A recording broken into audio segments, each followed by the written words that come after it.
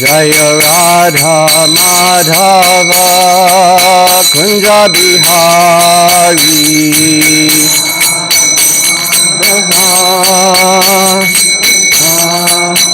Jaya Radha Madhava Kunja Bihari Kunja Bihari Gopi Janna Vallabha Girivardhari Vallabha Girivardhari Gopi Janna Vallabha Girivardhari Janna Vallabha Girivardhari Yashoda Nandana Bhaja Jana Ranjana Jana Ranjana Yashoda Nandana Bhaja Jana Ranjana Jana Bhaja Jana Ranjana Yamuna Tira Vanachari Tira Vanachari Yamuna Tira Vanachari Vanachari Jai Radha Madhava Kunja Bihari Madhava Jaya Radha Madhava Kunja Bihari Madhava Kunja Bihari Gopi Janna Vallabha Girivardhari Vallabha Girivardhari Gopi Janna Vallabha Girivardhari Vallabha Yashoda Nandana Bhaja Jana Ranjana Nandana Bhaja Jana Ranjana Yashoda Nandana Bhaja Jana Ranjana Jana Bhaja Jana Ranjana Yamuna Tira Vanachari Tira Vanachari Yamuna Tira Vanachari Vanachari Jai Radha Madhava Kunja Bihari Madhava Jaya Radha Madhava Kunja Bihari Madhava Jaya Radha Madhava Kunja Bihari Madhava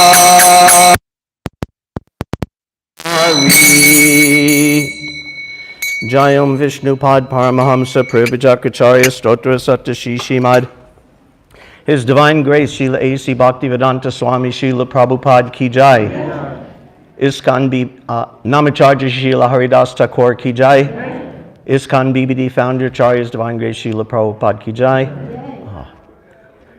Prem Se Kaho Shri Krishna Chaitanya Prabhu Nityananda Shri Advaita Gadadhar Shri Vasudeva Gaura Bhakta Vrinda Ki Jai Shri Shri Radha Krishna Gopa Gopinath Shama Kund Radha Kund Giri Govardhan Ki Jai Vrindavan Dham Ki Jai Mayapur Dham Ki Jai Yamuna Mai Ki Jai Ganga Mai Ki Jai Bhakti Devi Ki Jai Tulasi Maharani Ki Jai Samaveda Bhaktavinda Ki Jai. All glories to the assembled devotees, all glories to the assembled devotees, all glories to the assembled devotees, all glories to Sri Guru and Sri Gauranga.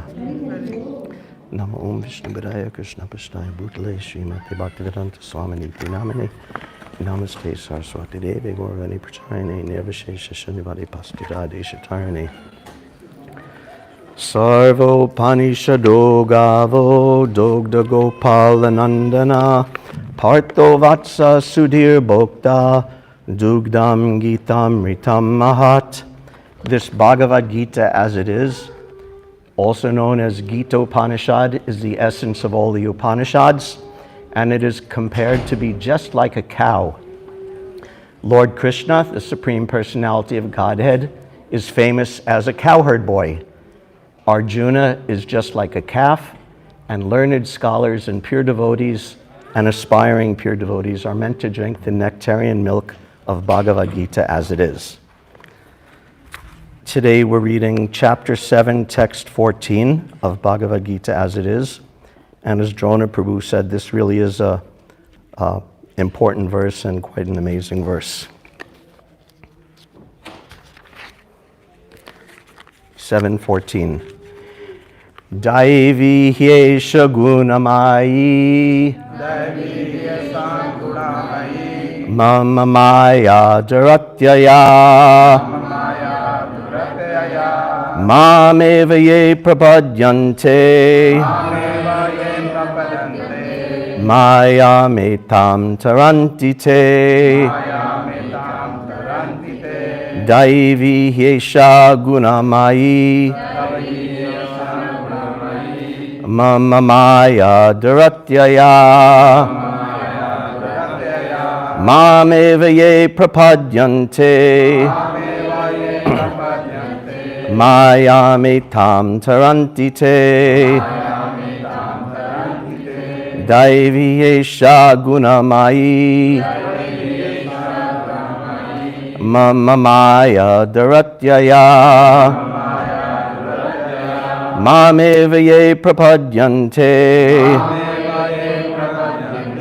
maya metam taranti te.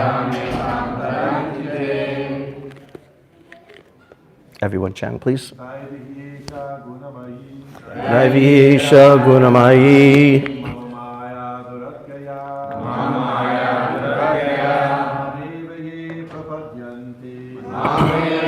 Prapadyante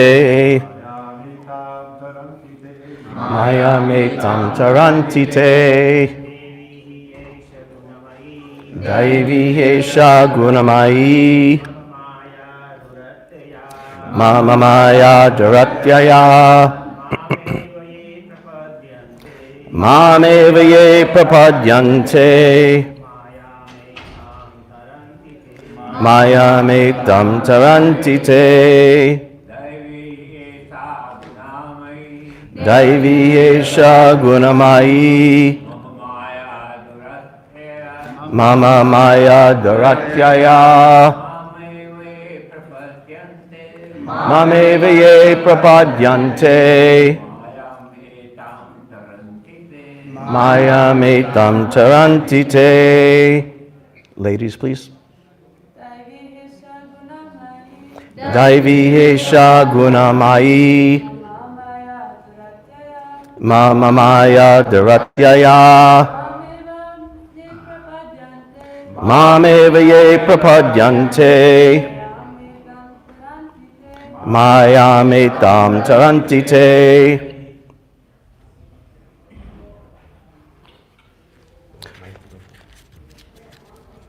Closer?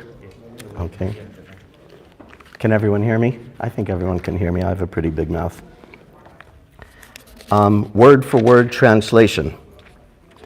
Daivi, transcendental. He, certainly.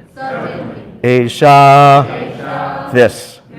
Gunamayi, consisting of the three modes of material nature. Mama, my. Maya, energy. Daratyaya, very difficult to overcome. Mam, unto me. Eva, certainly. Yea, those who. Prapadyante, surrender.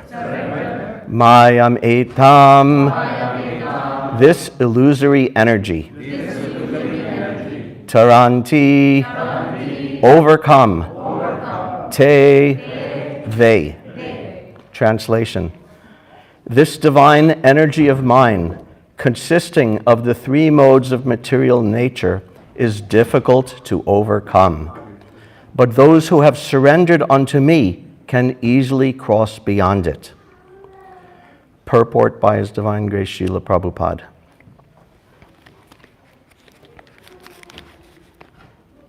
The Supreme Personality of Godhead has innumerable energies, and all these energies are divine.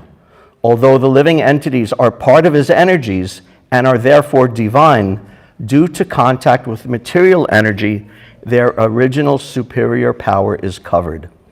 Being thus covered by material energy, one cannot possibly overcome its influence. As previously stated, both the material and spiritual natures, being emanations from the Supreme Personality of Godhead, are eternal. The living entities belong to the eternal superior nature of the Lord, but due to contamination by the inferior nature, matter, their illusion is also eternal. The conditioned soul is therefore called Nitya Baddha, or eternally conditioned. No one can trace out the history of his becoming conditioned at a certain date in material history. Consequently, his release from the clutches of material nature is very difficult, even though that material nature is an inferior energy. Because material energy is ultimately conducted by the supreme will, which the living entity cannot overcome. Inferior material nature is defined herein as divine nature due to its divine connection and movement by the divine will. Being conducted by divine will, material nature, although inferior, acts so wonderfully in the construction and destruction of the cosmic manifestation. The Vedas confirm this as follows: Mayam tu prakritim vidyan, mayinam tu maheshwaram. Although Maya, illusion, is false or temporary, the background of Maya is the supreme magician, the personality of Godhead, who is Maheshwar, the supreme controller. Shvetasvatara Upanishad 4:10. Another meaning of guna is rope. It is to be understood that the conditioned soul is tightly tied by the ropes of illusion. A man bound by the hands and feet cannot free himself. He must be helped by a person who is unbound. Because the bound cannot help the bound, the rescuer must be liberated. Therefore, only Lord Krishna or his bona fide representative, the spiritual master, can release the conditioned soul. Without such superior help, one cannot be freed from the bondage of material nature. Devotional service or Krishna consciousness can help one gain such release. Krishna, being the Lord of illusory energy, can order this insurmountable energy to release the conditioned soul. He orders this release out of his causeless mercy on the surrendered soul and out of his parental affection for the living entity, who is originally a beloved son of the Lord. Therefore, surrender unto the lotus feet of the Lord is the only means to get free from the clutches of the stringent material nature. The words Mam Eva are also significant. Mam means unto Krishna or Vishnu only, and not Brahma or Shiva. Although Brahma and Shiva are greatly elevated and are almost on the level of Vishnu, it is not possible for such incarnations of Rajagun, passion, and Tamagun, ignorance, to release the conditioned soul from the clutches of Maya. In other words, both Brahma and Shiva are also under the influence of Maya. Only Vishnu is the master of Maya. Therefore, he alone can give release to the conditioned soul.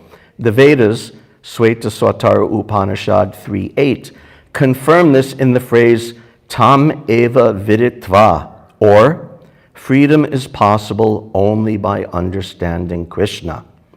Even Lord Shiva affirms that liberation can be achieved only by the mercy of Vishnu. Lord Shiva says, Mukti pradita sarvesham Vishnur eva na samshaya. There is no doubt that Vishnu is the deliverer of liberation for everyone. Thank you. Daivi Hyesha Gunamayi Mamamaya Daratyaya Mameviye Prapadyante Mayametam Tarantite. I'm going to turn the microphone up, but move it away from you. Okay. So it's not in your hand. Thanks. This divine energy of mine, everyone can still hear me, right? The room's not that big. This divine energy of mine, consisting of the three modes of material nature, is difficult to overcome, but those who have surrendered unto me can easily cross beyond it. Nama Om Vishnu Padaya Krishna Pashtaya Bhutale Srimate Bhaktivedanta Swaminiti Namine. Namaste Saraswati Devi Gauravani Pachayani Nirvishesha Shunyavadi Paskrita Deshatarine. So this is a very important verse and a very complete verse. Prabhupada has said, he said it about, which verse was that? Anyway, another verse, he was on a morning walk and he quoted a verse. He says, this is the Vedic knowledge. Minimum words, maximum solution. So this is one of those verses. One verse, but there's so much in it. And one way of looking what's in it is the analysis of, I'll read Prabhupada's words here and then I'll give a very brief explanation. Prabhupada wrote this way back in the 1940s or 1950s, and it was originally in Bengali and it was published in one of the Gaudiya Math magazines. But he wrote, wherever the word jnana appears in the Vedic literature, it should be understood to mean sambandha jnana, knowledge of the relationship between the Lord and his energies. It does not refer to the impersonal concept of the Supreme. After a person understands sambandha jnana, he comes to the stage of abhideya jnana, knowledge of how to act in his relationship with the Supreme Lord. This is devotional service practiced by the liberated souls. The mature stage of abhideya jnana leads one to prayojana, love of Godhead, the ultimate goal of all living entities. So this is a particular form of Vedic analysis, sambandha, abhideya, prayojana. We don't have to get overly technical, but it's actually very simply understood. Understanding what something is and how the different parts of it are related. This is sambandha. Just like if you buy something at IKEA and it comes and all the parts are there and you have the instruction manual that you insert this into this and insert that into that. That's sambandha jnana. You have all the parts there and you're understanding how to put them together. Next is abhideya. Based on that relationship, you have some activity. You take the parts, you actually put them together. You put the legs in, you put the braces in, you put the top on, and you have a table. And then prayojana is the goal, the end result. You have a finished table and you set it in your living room and you sit down and eat dinner off of it. So in devotional service, in spiritual practices, this means understanding Krishna and his relationship with all the different energies, which is us, we as living entities, as Prabhupada said in the purport, are his eternal parts and parcels, his energies. And this whole big material creation that we're living in is also his energies. So sambandha jnana means understanding how all of those relate together. Then based on that, abhideya is the process of devotional service. What do we actually do practically, understanding our relationship with the Supreme Lord? And then what is the final goal of that prayojana, of that practice? So this verse, in this one verse, those three factors are, in a compressed way, are all fit together in this one verse. And in Prabhupada's purport, if you look at it, in the first paragraph of it, he discusses sambandha, and in the next paragraph he discusses abhideya, and in the final paragraph he discusses liberation or prayojana. But let's just look at this one verse. Sambandha, daivi hyesha gunamayi, mama maya dharatyaya. A very clear and simple but very deep explanation. What's the relationship? Daivi hyesha, there are these energies, gunamayi, all of the energies of the material world, which is comprised of the gunas, which we don't have to get into now. This is all the energies and all the elements and all the factors that go together into this material world.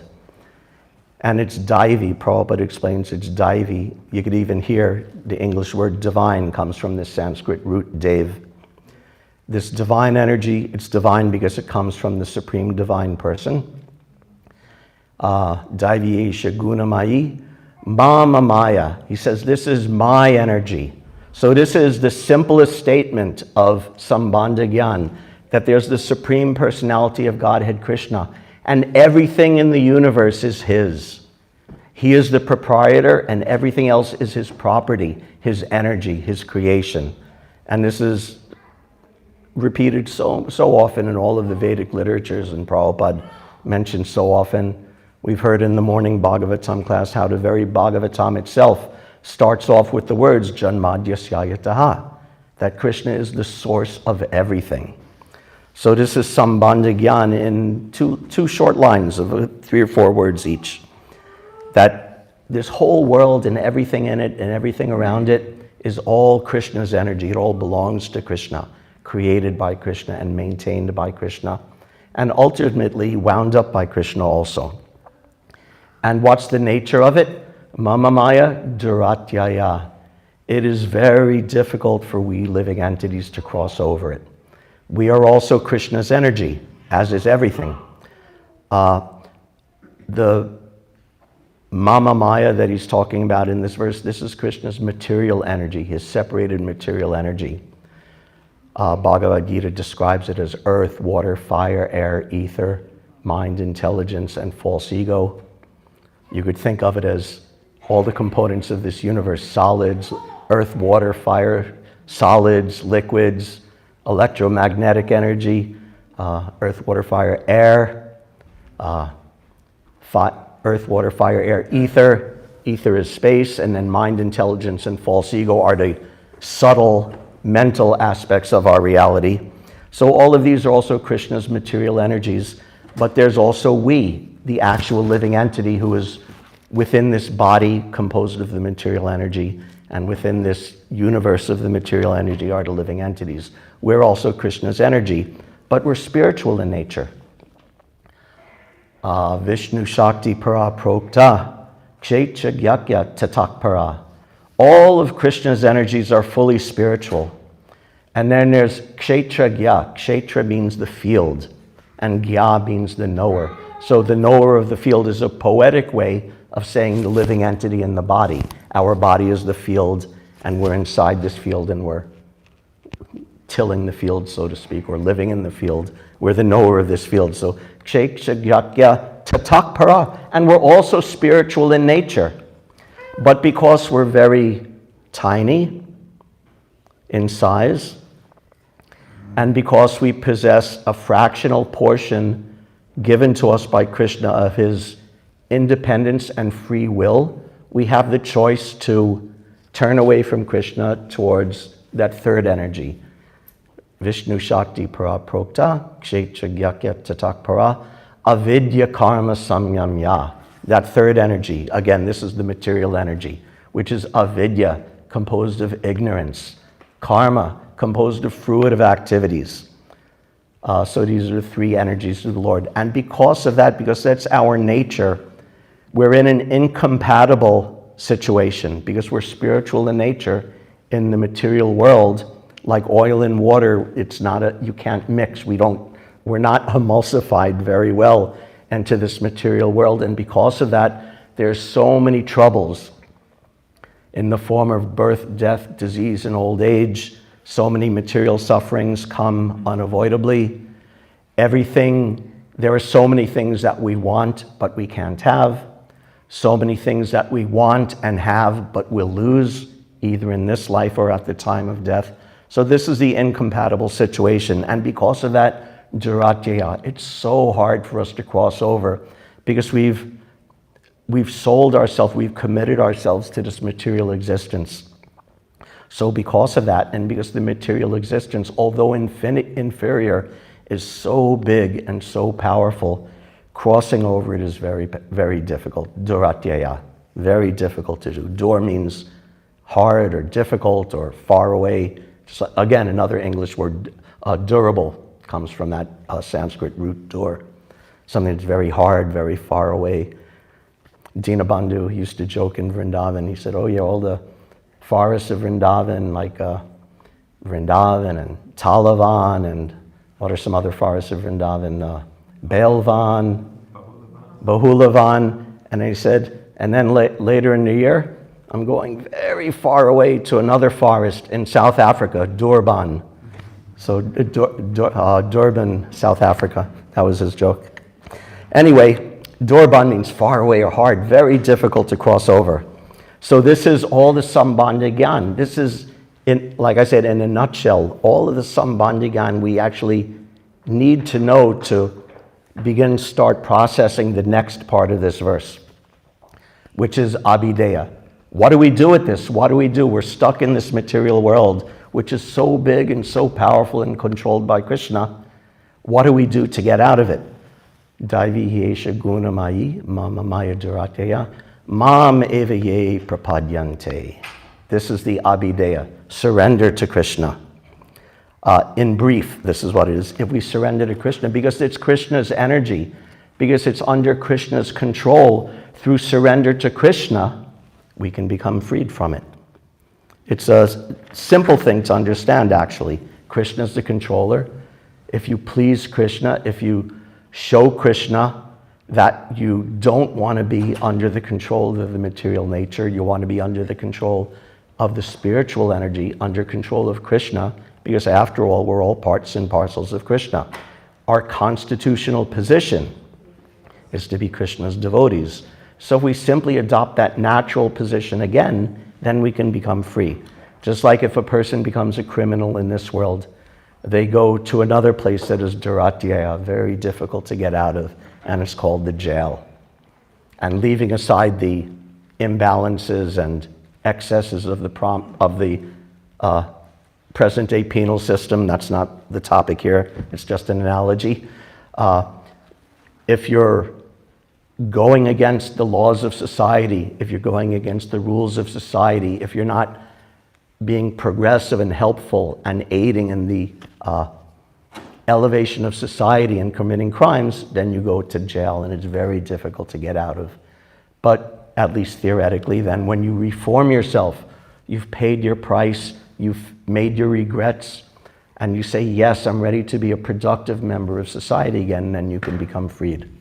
So similarly, when Krishna sees that we're ready to stop serving illusion and recommence serving him, then that's what happens next. You surrender to Krishna. Mame viye prapadyante, mayametam tarantite. Then Krishna lets you cross over that big, big ocean of material energy. How big is Philly and this earth planet and the solar system and the universe? And it all becomes so easy to cross over by Krishna's grace because it's his energy. It's said elsewhere in the Bhagavatam that if you surrender to Krishna, this big, big ocean of material energy shrinks down to just like the water in the hoof print of a calf. Vatsapadam. So this is the process in brief, that there's this big material energy. We're stuck in it through our own misuse of free will. We surrender to Krishna, and through that surrender, we're able to cross over this material energy, which is not our actual home anyway, and return to Krishna. So, surrender to Krishna, what is that? This is a very broad thing. Like I said, this is a verse that contains everything in a nutshell. So, mame viye prapadyante, surrender to Krishna, what is that? One way of saying it is that it's all the activities that Srila Prabhupada has given us to do in this ISKCON movement. Chanting Krishna's holy name, we were chanting japa, we were chanting kirtan. This is prapadyanti, this is surrender to Krishna. Coming to worship the deities, to bow down, literally surrender, you're bowing down, putting your head on the ground before the Supreme Personality of Godhead. This is surrender. Studying Srila Prabhupada's books is surrendering with your mind and intelligence. Serving the devotees are situated at Krishna's lotus feet. So by serving the devotees, you're serving Krishna's lotus feet. All of these things, and preaching, and Shravanam, Kirtanam, Vishnu Smaranam, Padasevanam, all of the activities of devotional service, this is surrender. Another way of analyzing it is given by Hari Bhakti Vilas in a more specific way. Anukulasya sankalpa pratikulasya varjanam rakshasyati divishwaso goptrate varanam tata atmanikshepa karpanye sadvida sharanagati. He gives 6 items of sharanagati is the same as prapadyante, surrender. Anukulasya sankalpa pratikulasya varjanam. If there's something favorable for serving Krishna, you accept it. If there's something unfavorable for serving Krishna, you reject it. 2 things. Rakshasya titi vishwaso goptritve varanam tata. Krishna is my maintainer. Krishna is my protector. We don't put our faith in the maintainers and protectors of this material world. That money will protect me, my family will protect me, the police will protect me, the government will protect me. In the ultimate sense, none of them can protect us, but Krishna can protect us. What's that? I should know it because my son has it tattooed on his arm. Mare Krishna Rake Krishna Mare Ke. That if Krishna wants to protect you, no one can hurt you. And if Krishna wants to hurt you, no one can protect you. So this is surrender, all of these items, and there's so many ways of looking at it. But basically it means taking up the activities and the lifestyle and mostly the mentality of devotional service, that I'm Krishna's servant. And instead of serving the material energy, then now I'm going to begin serving Krishna. So when we do that, then we get the prayojana, the goal. Krishna opens the door of liberation wide for us. We could cross over this material energy very easily. Now this verse again, saying again, is in a nutshell, so it doesn't expand everything. The prayojana, the goal of life, is more than simply liberation from material bondage, just like a person in jail. He gets out of jail, but then what? Then he integrates in society and he has a productive life and friends and family going on. It's not only being let out of jail. It's the entrance into proper society. So liberation is not just like in the original thing I read from Prabhupada, it's not some impersonal idea of liberation. Liberation means a life dedicated eternally to serving Krishna in the spiritual world. And this is what Krishna gives. This is the goal that Krishna offers to us, the prayojana. I'll read this because in class yesterday I botched a verse, so now I'm going to try to redeem myself. Material life is called pavarga, and liberation from material life is called apavarga. Pavarga also means the 5 Sanskrit letters pa, ba, and ma. So Bhakti Rasamrita Sindhu explains, and Prabhupada would many times use this example. Bhakti Rasamrita Sindhu says, Parabhavam penila vakchatam cha, bandam cha bitim cha mritim cha kritva, pavarga datapi sikanda mole, tvam satravanam apavargadosi. The devotee is praying to Krishna, O Krishna, O topmost jewel, though you give the 5 pavargas, those 5 letters of defeat, pa stands for parabhava, which means defeat. Pa, the aspirated P, stands for pena, which means the foaming mouth, foam. Just like a horse or an oxen that's working very hard, it starts foaming at the mouth. Ba stands for banda, or bondage, the bondage within this material world. Bha stands for biti, or fear, because everything will be lost in this material world, then everything ends in fear, and the ultimate end of everything is ma, or mrityu, or death. So these 5 letters stand for these 5 aspects of material life. Being defeated, working so hard for nothing, being bound by material energy, being afraid and losing everything at the time of death. But, he says to Krishna, but you give us the opposite of that, apavarga, which means liberation. So this is the analogy given. So this is what Krishna gives us, and it's Simple and clear and easy. Like I said, it's all presented in this one verse, that we're in this material world, and because of the nature of it being Krishna's energy, the way to get out is by worshiping Krishna, and the result of that is a life of eternal bliss and happiness serving Krishna. So this is the offering that Bhagavad Gita is making, that this verse is making, and that Srila Prabhupada is making. And it's so simple and it's so clear, so simple that even I can understand it, at least theoretically. But still I find myself that I'm not always surrendering to Krishna. So many times I'm not surrendering to Krishna. And you may think, it's so clear, it's so easy, but why am I not surrendering to Krishna? So there's a nice story, which I'll tell in the last few minutes. The verse is quoted here. At the very end of today's purport, Prabhupada quotes from the Padma Purana, Lord Shiva saying, Mukti pradata sarvesham Vishnur eva nasamshaya. There is no doubt that Vishnu is the deliverer of liberation for everyone. This is a verse from the Padma Purana, and it's part of a really interesting and weird and fun story, so I'll tell that story. That verse was spoken by Lord Shiva to a demon which he created. And the story goes, I'll tell it briefly because these Puranic stories are so complex, and cursing and counter-cursing and this person, just so complex. So I'll simplify it, that there was a big demon who got a boon from Lord Brahma, and with that boon he got some potency and he started making all sorts of trouble in the universe. So Lord Shiva approached the expansion of his consort Bhadrakali, the demigoddess Bhadrakali, who often appears in a very powerful yet horrific form, and he asked her to go and destroy this demon, which she did. But then the wife of the demon was so angry that she did great austerities for a very long time.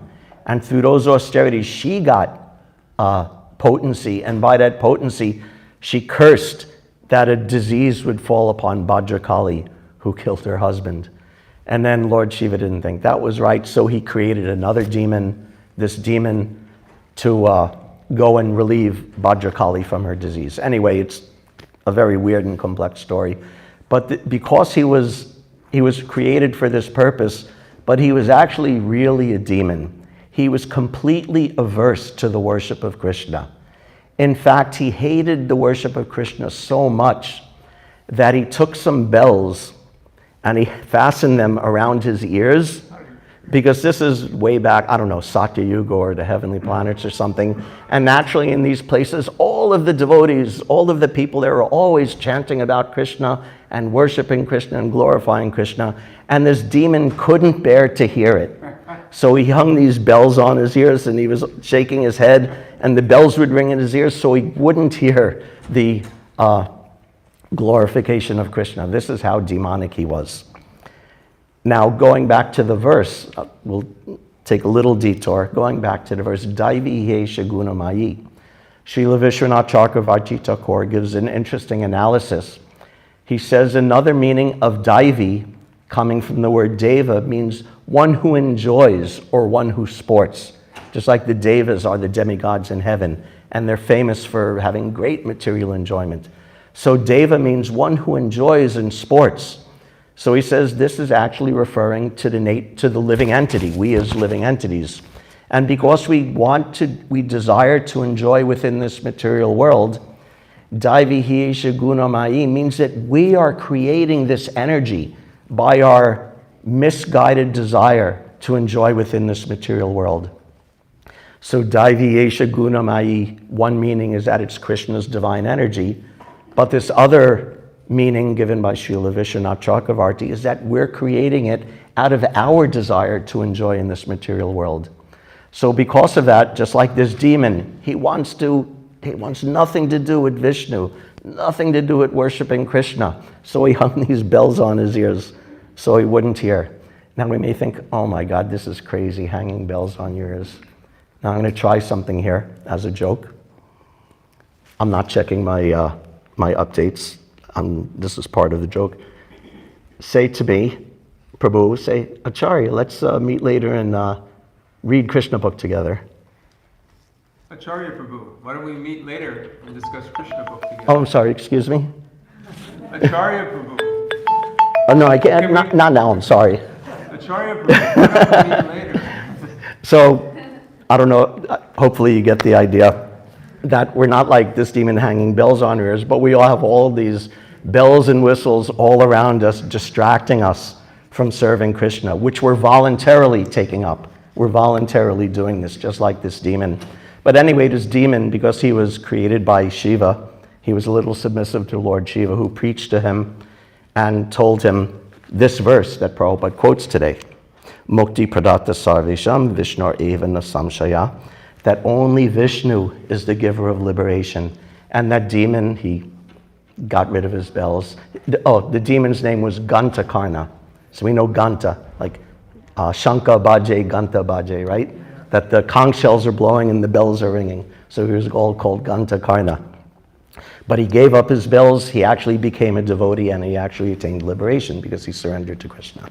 So this is us. We're not exactly like this demon, but we let so many distractions into our life. And I'm not cursing phones. I'm a big fan of technology. I love the phones and Facebook and all this stuff. I love it. It's great. I get to keep in touch with my family and talk to devotees all over the world. And if I forget a verse like I do all the time, I can look it up in a second. It's great. I love it.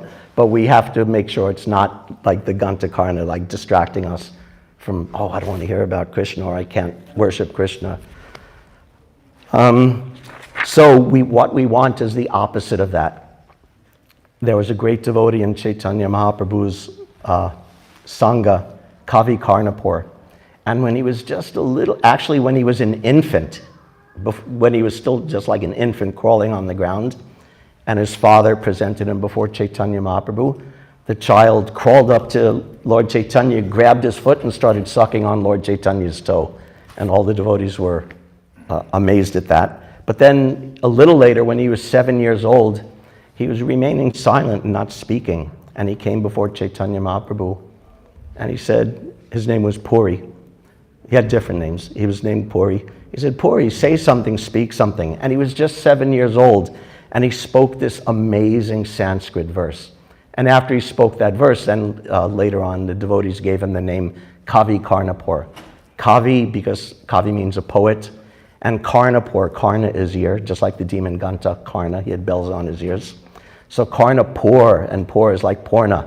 That Kavi Karnapur, because his poetry would fill your ears with the nectar of Krishna Katha. So he got that name, and this is the verse he spoke at that time, 7 years old. Shravaso kuvalayam akshnora anjanam, oraso mahendramanidam, vrindavana ramaninam mandanam, akilam harir jayati. So, Shravaso kuvalayam, the devotees' 2 ears are always decorated with kuvalayam, with a beautiful bluish lotus flower. Akshnor Anjanam, the devotees' eyes are always decorated with the dark kajal, eyeliner. Uraso Mahendra Manidam, and their chest is always decorated by the bluish Indranila gem. So this is, he's saying in metaphorical language, poetic language, that the devotees' ears are decorated with a blue lotus. The blue lotus is the bluish, dark blue colored Lord Krishna. That their ears are always decorated with the katha of Lord Krishna. And their eyes are always decorated with the dark kajal. So the dark kajal is representing darkest Shamasundar, Lord Krishna. That their eyes are always seeing Lord Krishna. And on their chest is the dark blue Indranila gem. That on their chest means in their heart. Krishna is always in their heart.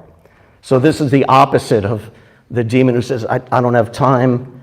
Another early nice essay Prabhupada wrote in like the 1950s or 60s was called No Time, the Disease of the Common Man. So we always think, I have no time to come to the temple, time to come to the class, time to come to the kirtan, to read, to serve, to do so many things. We think we don't have time. But we make time and we make attention. And we don't ring the bells of material enticement in our ears, but we want to hear about Krishna and see Krishna and keep Krishna in our heart. Thank you very much, everybody. Hare Krishna. All glories to Srila Prabhupada.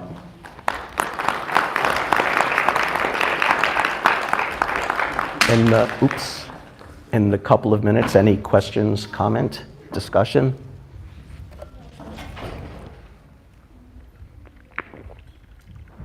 Yes, Hare Krishna. Hare Krishna, Prabhu. I like how you stated, I have the knowledge that I should surrender. Hare Krishna.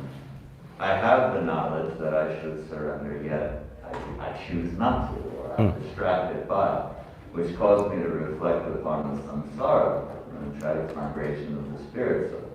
So we're born, these innocent beings, yet we lack the intelligence, right, to surrender or fulfill our duty. Yet, to get the intelligence, we have to be exposed to material bondage, which takes away our innocence. So it's almost as if, this constant distraction throughout birth after birth, life after life is the same. If we boil it down to this essential question of why, is the distraction that powerful? And when we recognize that distraction is part of Krishna's arrangement, isn't that a way that we can almost circumnavigate our own desire? In a sense, if I think I'm understanding correctly, yes, you could see that all the temptations are also given by Krishna to test us, to purify us, to bring us to the point ultimately of surrendering. And at the same time remembering, just like the dual interpretation of Krishna's energy in this verse, is that one interpretation that it's Krishna's divine energy, the other interpretation is that it's my nonsense. So we have both of these ideas and we balance them and utilize them differently in different situations. But yeah, that's important. Now we're seeing that Krishna's testing us, he's presenting this. And also I'm sort of stupid that I came to this material world and it's my creation doing that and it's my duty to reform myself also. So all these things are intertwined and interacting in different ways.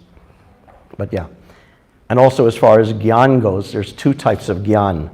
There's Gyan and there's Vigyan. Prabhupada explains there's theoretical knowledge and there's Vigyan, which is realized knowledge.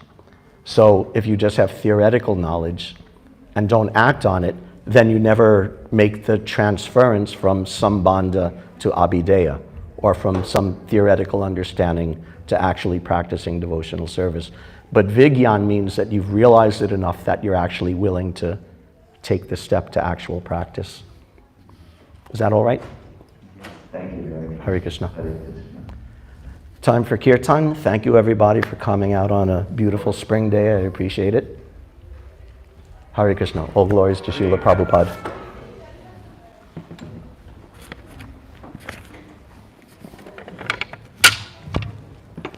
Thank you so much, Acharya Prabhu, for that wonderful class. We'll now have Kirtan and Arti.